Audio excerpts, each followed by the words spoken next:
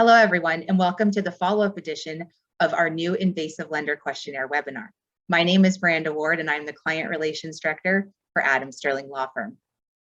Here with us today are partners Lori Poole and Nathan McGuire to answer the questions submitted by the attendees during the webinar. We have a lot to get to, so we're going to jump right in. First up, are PUDs included in this questionnaire process?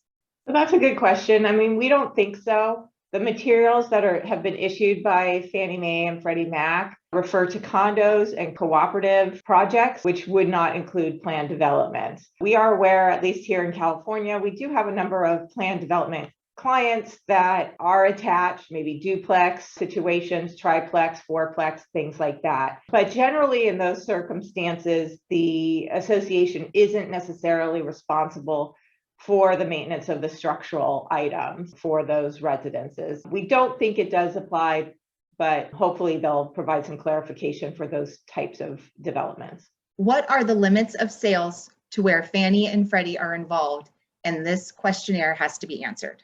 Yeah, another great question. We did mention this on the webinar, but again, what this is called is the conforming loan limit. So Fannie Mae and Freddie Mac will only lend up to a certain amount. It varies by county, and that amount ranges from $647,000 to all the way up to $970,000 as the max that Fannie and Freddie will lend. And again, we'll mention this a couple times throughout, but this applies to both purchases and refinancing.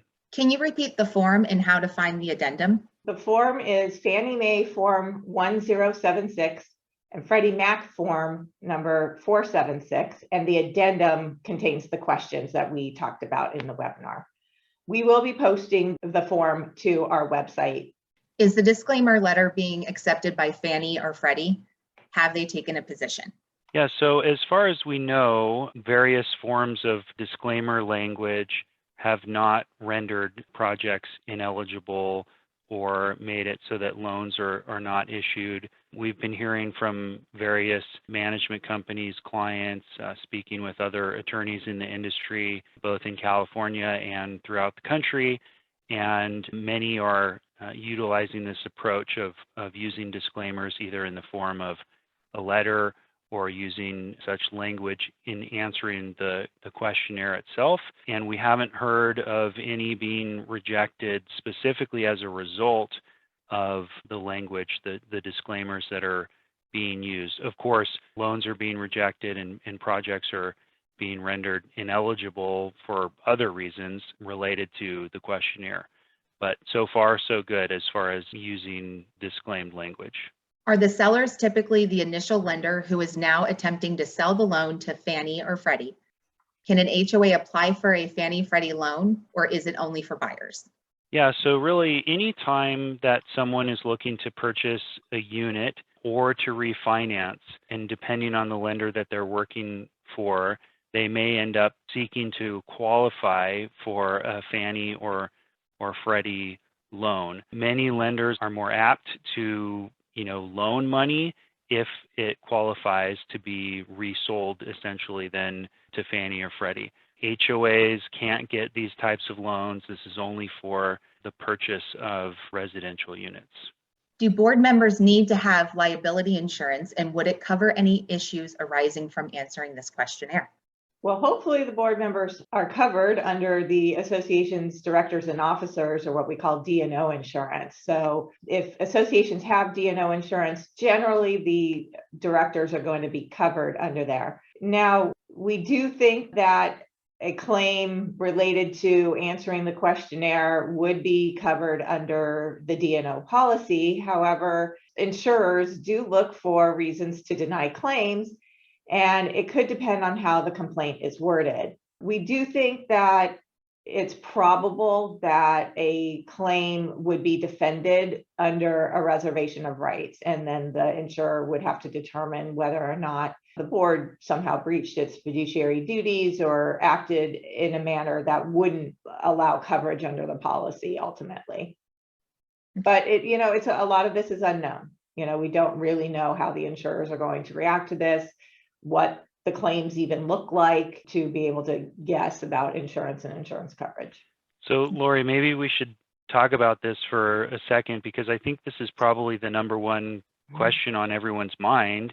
And it's really why some other law firms are being really more reticent to allow their clients to answer the form. They're worried about some association answers the form. Turns out that there was a bigger issue that maybe they weren't aware of, and there's something tragic like a building collapse. And so somebody's going to be looking to sue somebody.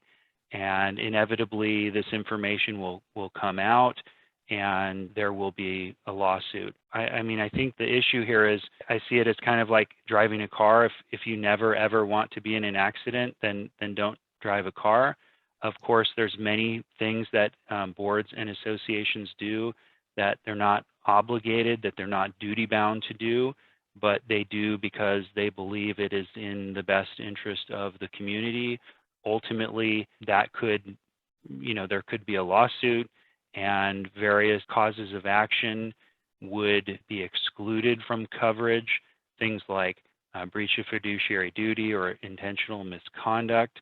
Obviously, if associations answer these questions to the best of their ability, with some reasonably diligent investigation, and talk to, and consult with legal counsel, then I don't think there's ultimate liability here. That doesn't mean somebody won't sue. That doesn't mean, insurance companies won't look for reasons to deny coverage. And so if those are significant concerns, then they should be addressed with legal counsel on a case-by-case basis. Yeah, and I mean, to your point, Nate, if let's say the association fills out the form, indicates based on the information that it has as of when the form is completed, that there isn't any significant deferred maintenance or safety, structural soundness issues, and then, subsequently the building collapses, first of all, I do think that association is going to have a lot more issues than what they completed on this form at that particular period of time. Also, there's an argument to show what the association knew at the time that it completed the form, that it wasn't on notice of any particular deferred maintenance or issues like that, if that's what the answer to the question was. I do agree with you that, there could be potentially more problems than how they answer the form. I also would point out that associations, I think right now answer a lot of questions for lenders that they don't necessarily have to. For example, any association that's in litigation, they're routinely asked for a litigation disclosure letter to provide to prospective purchasers, because those purchasers' lenders want to know that information and want to know how that might financially impact the association. And although the law in California doesn't require an association to provide those litigation disclosures, associations do. I would be looking more at a situation, I'd be more concerned about a situation where associations, if they take the position they're not going to answer the questions, are going to prevent their owners from being able to sell their units or refinance their units. And I think that certainly needs to be considered as well. Absolutely, good points. Are lenders using similar questionnaires for loans not being sold to Fannie and Freddie? In short, yes, we're starting to see other lenders asking similar questions, maybe not using the exact language, but I can think of at least one instance where one of our clients has been asked to provide the information. I also expect that insurance companies might start asking more questions along these lines, just sort of as a risk management tool. So I think that this will have lasting effects on not only Fannie and Freddie loans, but throughout the other sectors as well. How practical is it to consult with legal counsel for every sale? Well, ideally, it shouldn't be needed for every sale. We do recommend that condo projects and co-op projects consult with their legal counsel to determine a course of action of how they're going to be addressing the addendums. Are they answering the questions? Are they not answering the questions? How are the questions being answered? But once they come up with that approach and guidance as far as how they're going to answer the questions, that's what can then be provided to the owners when they get inquiries from lenders, from prospective purchasers. Of course, if any circumstance changes from the time that the association gets the guidance from legal counsel, let's say, for instance, at the time they're consulting with legal counsel, the condo project hasn't done their Senate Bill 326 exterior elevated elements inspection, and then subsequently does do the inspection, they do need to come back to legal counsel with that information to perhaps change the approach or update the guidance that was provided. But once they get that guidance, absent some kind of subsequent inspection or event circumstance, they should be able to use that as long as they are very clear that the information is as of a certain date. Shouldn't some of the structural inspections be addressed by a real estate contract? Not sure why all of this is falling on the HOAs. Well, the reason it's falling on the HOAs is because, at least for condos and co-ops, the association is typically responsible for the structure of the building. The structure of the building is common area. It's literally not owned by the unit owner. So this is why, I mean, we're talking about structures where the association is responsible for the maintenance, repair, and replacement of pretty much the building itself. And this is why historically there hasn't been any kinds of inspections that are agreed to or required for the sale of the unit. Where under the law or any governing document is anyone authorized to answer a third-party question, thus creating a liability where none exists? Yeah, I mean, that seems to be the question that a lot of people are asking with this addendum. So in California, Civil Code Section 4525 outlines the information that the seller, the owner, has to provide to a prospective purchaser. Under Civil Code Section 4530, the association is required to provide that information to the owner, seller, or their designated representative upon request. So some of the information in the addendum is already required to be provided by the association to a selling owner or that owner's representative when asked. The questions pertaining to the reserve study summary, the special assessments that have either been imposed or special assessments that have been approved by the board, and also any loans that the association has. So those are already questions that the association has to provide to a seller owner when requested, because the seller owner has to provide that information to the prospective purchaser.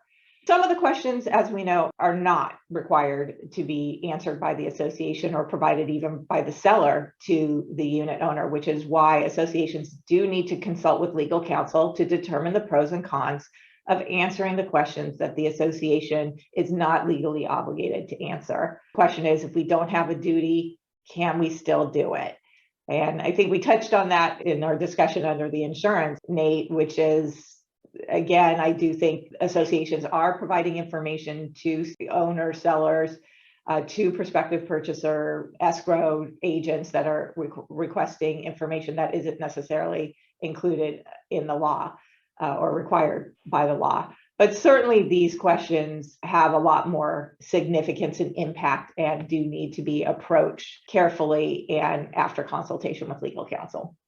If the board and/or management completes this form, do the individual owners have a right to ask for a copy, even if our unit is not up for sale now?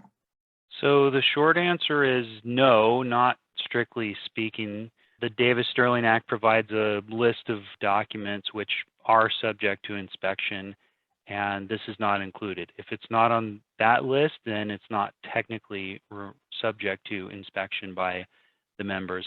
That said, it is our opinion that this kind of information is really important and should be provided to members upon request. In fact, we're actually recommending that associations let members know about this questionnaire that Fannie and Freddie are requesting if they think it's going to be an issue in their community, and let members know how it will be addressed, so that, you know, if you are working with a lender that's going to request it, then the owners already know that this is something that the association is working on, and that either it will be endeavored to be answered, or if the association isn't going to answer, then they could let them know that as well and what the reasons are, and maybe that will sort of prevent some of the disputes down the road. When a buyer is frustrated, that they're not able to get these questions answered. Can a management company sign as a company rather than a person to help insulate employees from personal liability? Yeah, that's a good question, and we don't really know the answer. And I certainly, if any management companies have taken the position that we're not going to put our individual community managers' names on the form, we're just going to sign in the name of our company and our capacity as the community manager, I'd be really interested to know whether those forms are being accepted in that manner. We don't know. What type of action could the lender take if the questionnaire is answered and something happens to the HOA in opposition to how the form was answered? We're not entirely sure. Again, we have very little data on these issues, and especially what types of actions will or could be taken down the road in the event something happens. The building is determined later to be structurally sound. Lenders aren't going to be happy. Owners aren't going to be happy.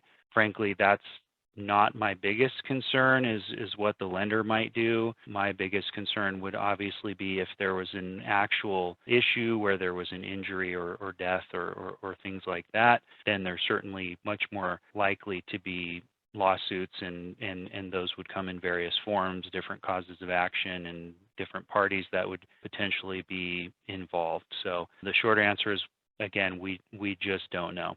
Have managers been sued for inaccurate answers on the questionnaire? We haven't heard of any managers that have been sued for inaccurate questions on the questionnaire, ... yet. Can or should we just provide a copy of the reserve study with the questionnaire? Just to kind of interpret the answer here, I think there's two issues. One possibility is to simply provide the reserve study, and that's it. Don't answer the question. I know that this is a suggestion that some attorneys are making. I don't think that that's going to be sufficient.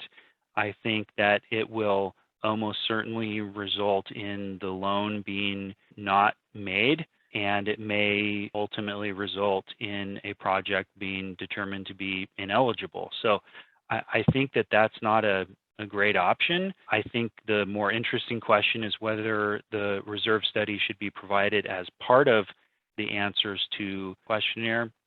And I think that in many cases that's a good idea, in particular if there are specific issues that are related and they are addressed to the answers to the questions, and they're addressed to some extent in the reserve study. Obviously, if any of the answers to these questions, or if the reserves are just in terrible shape, then it may be the case that it's not worth it to try to answer and fill out the questionnaire anyways. I think working with legal counsel to determine if it's likely that the project is ineligible, then why go through that process to have it actually rendered ineligible? I think more than anything, it's an opportunity to go through the process to sort of self-evaluate how the project is doing, and if there are issues which would likely make the project ineligible, then it's probably a good time for the board to be discussing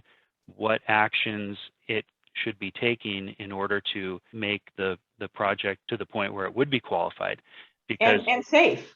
Yeah, and safe. I mean, these are not issues without an important purpose behind them. Fannie and Freddie are trying to get to the bottom of whether or not projects are structurally sound or not. And if the board doesn't think that the buildings are structurally sound, then that's an issue that absolutely needs to be addressed without delay.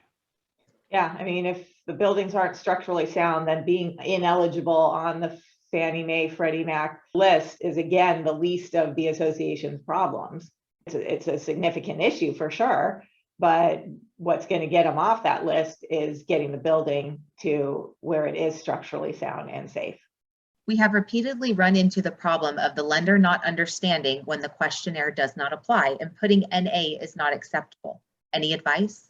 And I wanted to just touch back on the question about the reserve study and remind everybody that under California law, again, under Civil Code sections 4525 and 4530, the reserve study summaries that are provided to the members on an annual basis are required to be provided to prospective purchasers.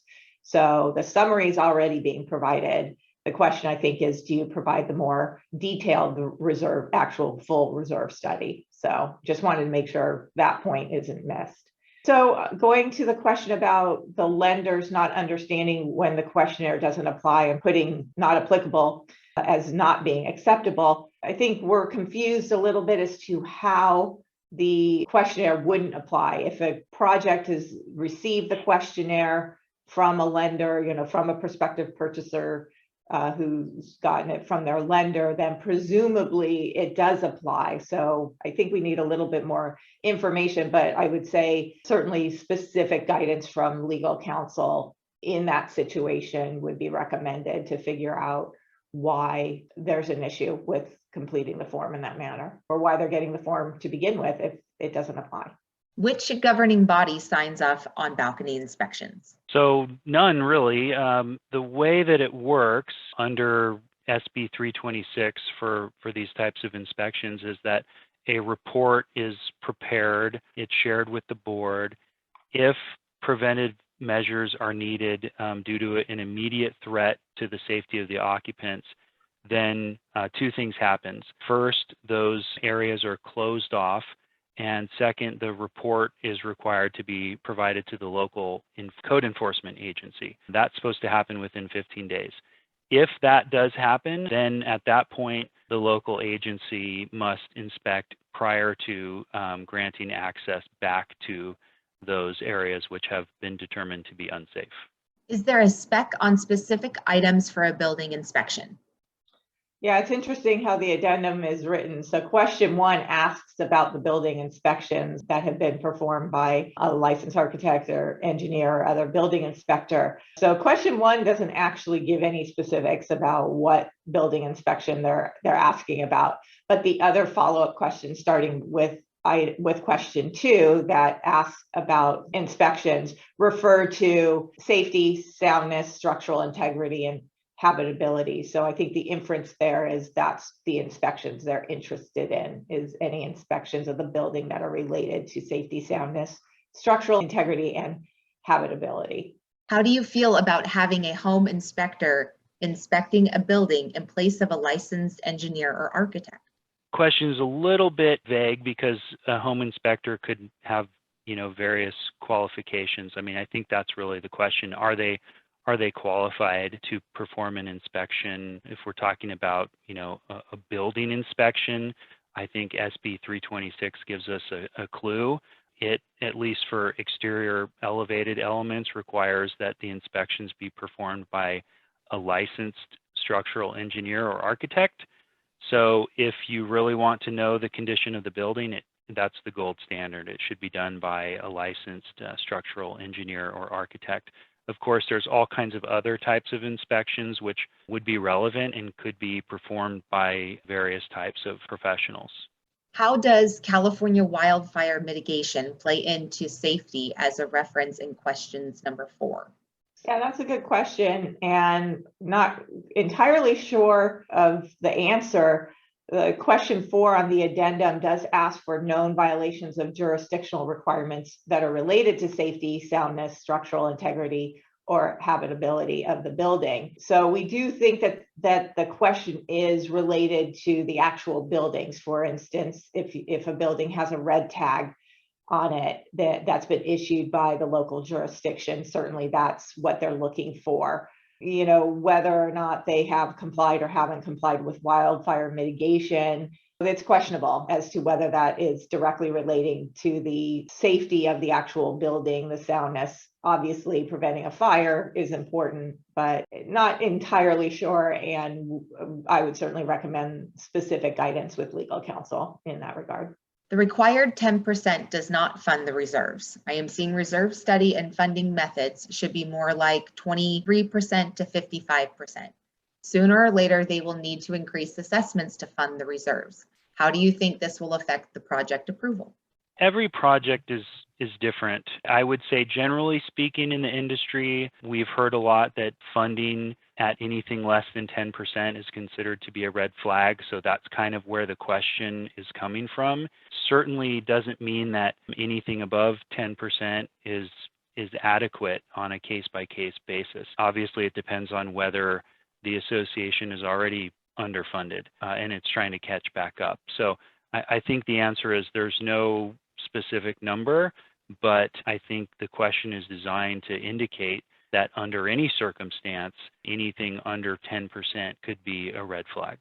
When the questionnaire asks for amounts owing, does answering this need to follow the format of debt collection? Yeah, I'm not really sure exactly what was intended by the question.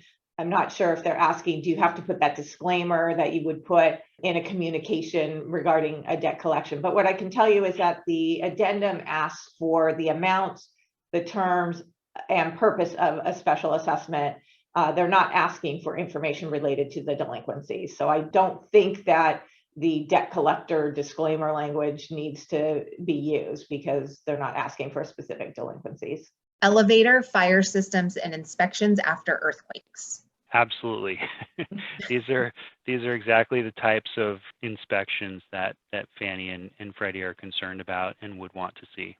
We've had some pinhole pipe leaks over the last few years. We fix the leaks as they happen. We do a lot reserves for these repairs. Would this be considered deferred maintenance? Would it need to be reported on the form?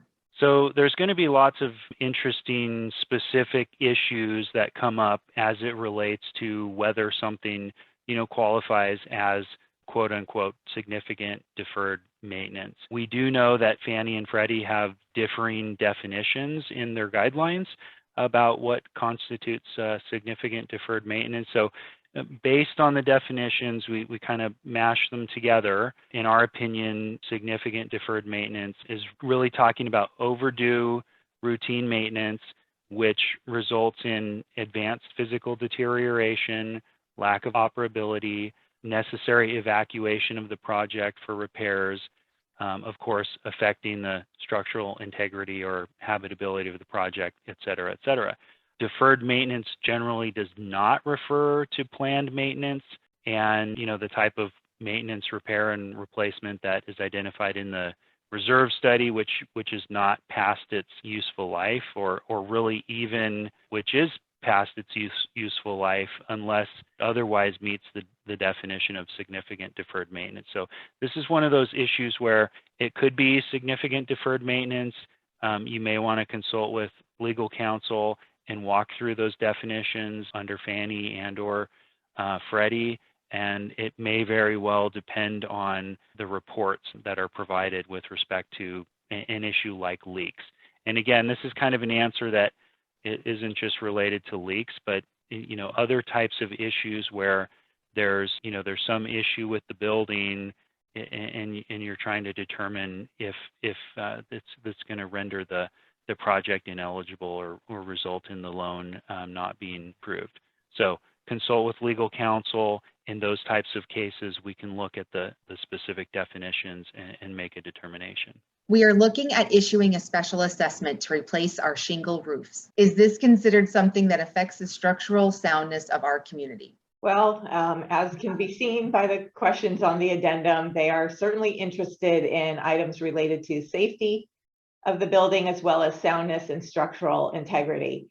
So if you're replacing like shake shingle roofs, because that could be related to fire safety, which could fall under what they're looking for. However, if you're replacing another type of shingle roof, maybe for an aesthetic reason, then that's probably not what they're looking for.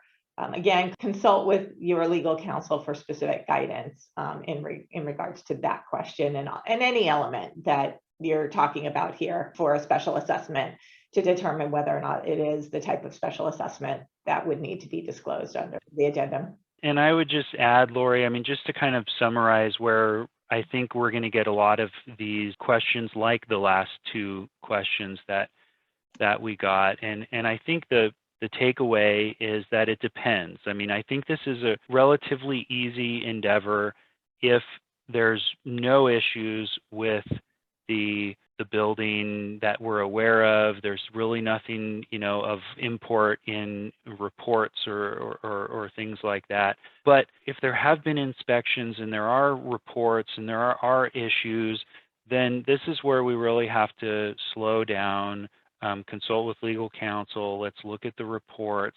Let's, depending on how it comes up in terms of the questioning, we may have to go to the temporary guidelines to, to make a kind of a determination and give some advice on how to work through that. And ultimately, if it is an issue which is likely going to render the project ineligible, then maybe we talk about not even answering the questionnaire at that point. But if it's a close call, then the answer is truthful and to the best of the preparer's ability, and we provide the appropriate disclaimers and explanations to explain how we got there and how we answered the question and why we did, and then we see what happens. Either the loan will be funded or it won't. That's a learning process because every project is different. There are human beings who are working through these issues and making subjective determinations, and so it could be that we think it should go through, but it doesn't. So it's kind of going to be trial and error as we work through this process, really across the whole country. Yeah, I agree. And I mean, there's just so many implications. And like you said, the developments, the projects that, either haven't had inspections, don't have special assessments, don't have loans, that's going to be easy for them to fill out the form. It is the ones that do have inspections and reports that might be concerning. The boards are definitely going to need to consult with their legal counsel to determine the pros and cons of completing the form or not completing the form, and the risk of having the project deemed ineligible by Fannie Mae and Freddie Mac. Wonderful. Thank you again to all of our attendees and our wonderful speakers. Please make sure to check out our video library on our YouTube channel. As always, please do not hesitate to reach out to us with any of your questions. See you next time.